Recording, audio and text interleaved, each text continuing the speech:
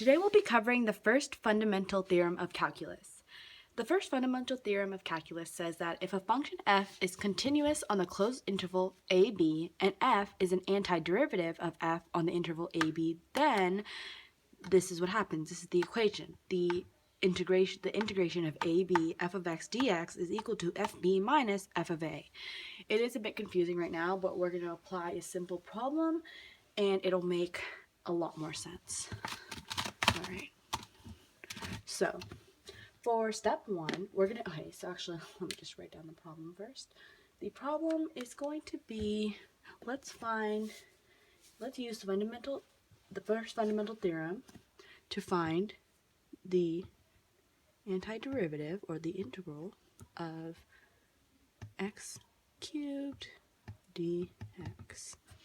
All right, so that is our problem. X cubed, the integral of a to b x cubed dx. Actually, let's use numbers. I am sorry about that.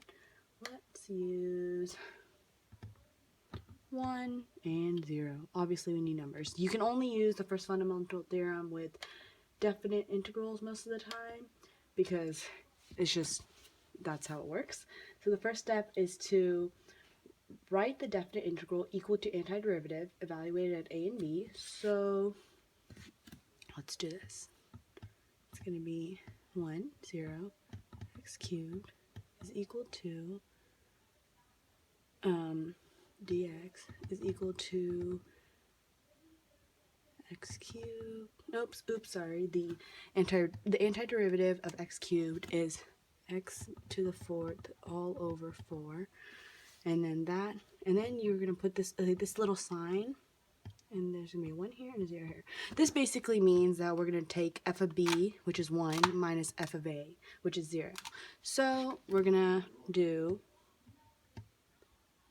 1 to the 4th, which is, this is equal to this, 1 to the 4th over 4 minus 0 to the 4, so it's equal to 1/4. And that is your answer for this problem.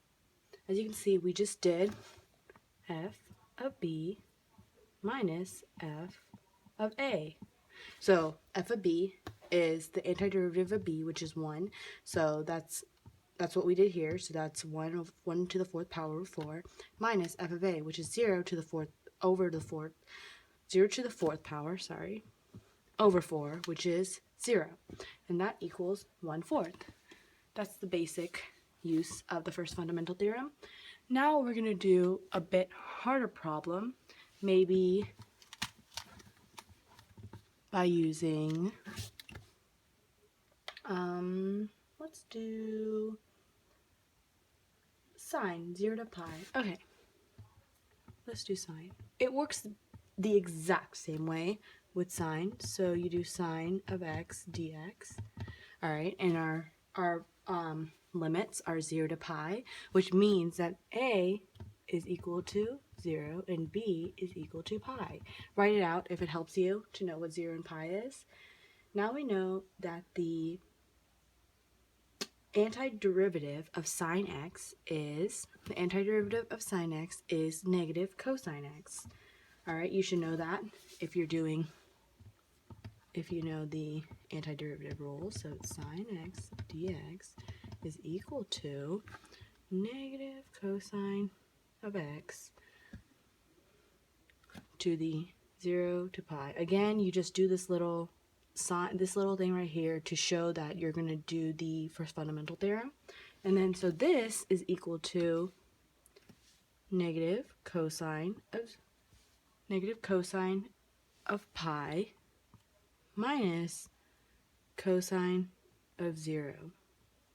All right, so we are going to, because we know that cosine is negative, we can just take out the negative sign, basically, instead of distributing it. So we just take out the negative sign, and you get, at cosine of pi, you get -1, and then at cosine of 0, you get 1. Sorry about that. So do you see how at cosine of pi you get -1, and then let me actually write it here so it's easier for you to see. It's -1 minus 1. Okay, Yeah.